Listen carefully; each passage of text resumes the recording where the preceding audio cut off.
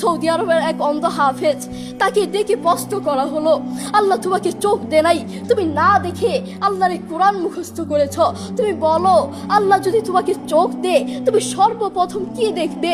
অন্ধ হাফেজ বলল, আল্লাহ আমাকে চোখ দে নাই, আল্লাহ আমি চোখে দেখতে পারি না, আমাকে চোখে দেখার মতো সেই শক্তি আল্লাহ দে নাই। আমাকে যদি আল্লাহ চোখ ফিরিয়ে দে, আমি আল্লাহর কসম করে বলতে পারবো আমি আমার মাকে দেখবো না, আমার কলিজার টুকরো সন্তান আছে আমি সন্তানকে দেখবো না, আমার ভাই আছে, আমার বন্ধু আছে, আমার প্রিয় মানুষ আছে, আমি তাদেরকে দেখবো না।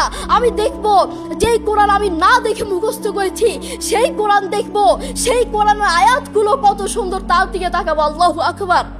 আমরা আমাদের কথা বলছি, আমাদের চোখ থাকতে আমাদের কোরআন পড়ার সময় হয় না। আপনি বলছেন আমি ব্যবসা করি, সময় পাই না, কোরআন কোত্থেকে পড়বো? ব্যবসা করি, কোরআন পড়ার সময় পাই না। আমি দোকান করি, দোকানে অনেক কাজ থাকে, বিশ্বাস করুন আমি অনেক ব্যস্ত মানুষ, এজন্য কোরআন পড়ার টাইম পাই না, কোরআন পড়ার সময় পাই না। প্রিয় ভাই, আমি আপনাকে বলতে চাই, আপনাকে সময় কে দিয়েছে? আপনাকে সময় কে দিয়েছে? যেই আল্লাহ আপনাকে সময় দিয়েছে সেই আল্লাহর জন্য আপনি কোরআন পড়তে পারেন না। আপনার চেনা ফলমান আসমানের নিচে জমিনের উপর আরেকটাও হতে পারে না। কথা বলেন ঠিক কিনা? দেখবেন মাথায় যত টেনশন থাকুক না কেন সব চলে যাবে। আমাদের বাসায় একটা সাউন্ড বক্স আছে।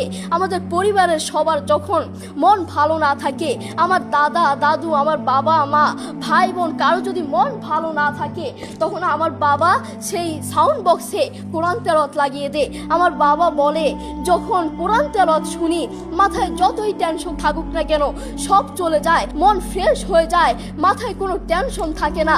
আপনারাও চেষ্টা করবেন। আল্লাহ তাআলা বলেছেন, আর রহমান আল্লামাল কুরআন খালাকাল ইনসান, দয়াময় আল্লাহ তিনি কোরআন শিক্ষা দিয়েছেন, তিনি মানুষকে সৃষ্টি করেছেন।